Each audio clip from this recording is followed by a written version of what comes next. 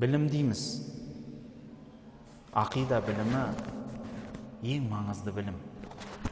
Көп адам оған көңіл бөлмейді. Кейбіреулер шаршап кетем дейді. Мүмкін ұстаздарымыз ауырлау қылып айтар. Дегенменен ол білімді үйрену және жақсы білу әрбір мұсылман адамға болмаса да бүкіл мұсылмандарға фарз кифая болады. Ақида дегеніміз адамның сенім нанымын зерттейтін білім. Аллахқа, пайғамбарға, оның кітаптарына осылай 6 түрлі иманның шарты келеді. Кейде 7 түрлі иманның шарты дейді ғой. Осы иман шарттарын зерттейтін ғылым ақида болып аталады.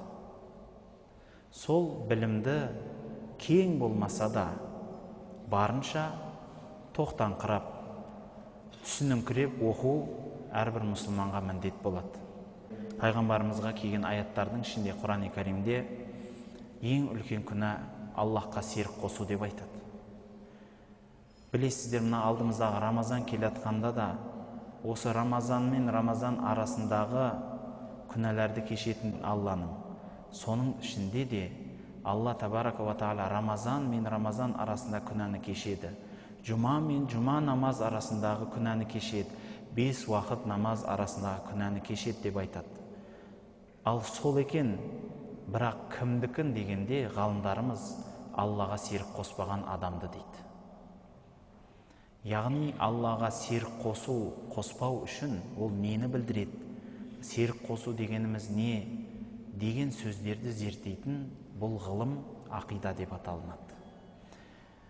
Халықта да бар ғой, бір Алла деп сөйлейміз. Мысалы, жалғыздық Аллаға жарасқан дейміз. Немесе Ыбырай Алтынсарин бабамыз айтып кеткендей, бір Аллаға сыйынып деп бастағандай. Яғни бір Аллаға сыйынудан біздің дініміз басталады. Осы бастамадан кейін қарай жоғарылатып, осылай бастасақ кейін қарай, төмен қарай, Пайғамбарымыз саллаллаху алейхи ва саллям жайлы, кітаптар жайлы, періштелер, қиямет күні, қабір азабы сынды нүктелерге тоқтау беріп кетуіміз міндет болады екен. Дегенменен осы кіріспені мен мына бір сөзбенен аяқтағым келіп отыр, бауырлар.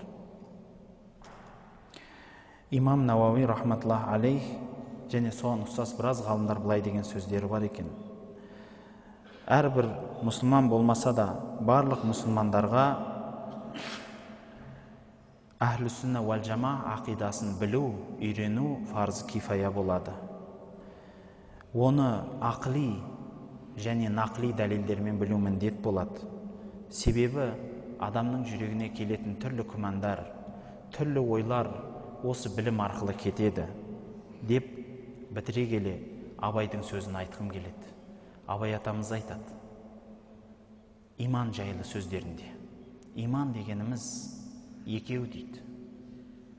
Біріншісі молдалардың айтқанын, үлкен ғұламалардың айтқанын жүрегіне құп алып, соны орналастырып, басын 1000 қылыш кессе де содан қайтпаймын деген сенім дейді. Бұл сенім иман тақлиди деп аталады дейді. Екінші сенім бар. Ол ұлы, көзі жарық ғұламалардың иманы. Олар сол жүрегіндегі ғылым білімменен Алланың барлығын бірлігін жетіп, Аллах жайлы мәліметтерді кеңінен жинап, Алла Құдайға сенеді. Міне бұл иман яқини деп аталынады. Және біліңіз, осы екі иманнан басқа иман жоқ дейді.